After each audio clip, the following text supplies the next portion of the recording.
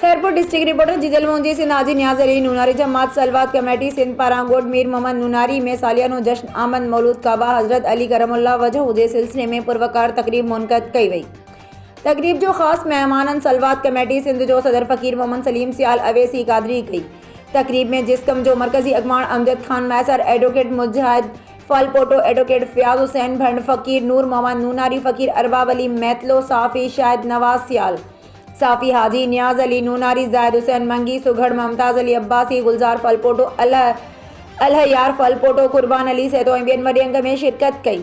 उन मौके ते बारगाह इलाही में 23 करोड़ 74 लख 80 हज़ार सलवात पेश कई वई। तकरीब के ख़िताब कंदे फ़कीर मोहम्मद सलीम सियाल अवैसी कादरी चयो त गुज़िरियल 24 सालनि खां जश्न आमद मौलूद काबा हज़रत अली करमुल्लाह वजह जिन जी पैदाश जे मुक़दस ॾियारे जे हवाले सां हिन तकरीब कोटाई वेंदी आहे। हिन चयो त हज़रत अली जी पैदाश मुसलमाननि लाइ क़ाबिल फ़ख्र आहे। अली साईं दामे रसूल मुस्तफ़ा शेर ख़ुदा फ़ातिह करार समेत अनेक लक़बनि जो हिकु गॾियल नालो आहे जंहिंजी बहादुरी ऐं दीन इस्लाम लाइ ॾिनल क़ुर्बानीनि जो कोई मिसाल कोन्हे। अली करमुल्लाह सां मोहबत कंदड़ लाइ अॼु ईद जो ॾींहुं आहे। फ़कीर मोहम्मद सलीम सियाल चयो त जमा सलवात पारां 12 महीननि मुख़्तलिफ़ घरनि ऑफिस इलाक़नि में मुफ़्त सलवात पढ़ी अल्लाह पाक जी बारगाह में पेश कई वेंदी आहे। हिन चयो त जश्न आमद मौलूद काबा जे ॾींहं ते हर साल करोड़े सलवात ऐं दुरूद पाक पढ़ी बारगाह इलाही में पेश कया वेंदा आहिनि।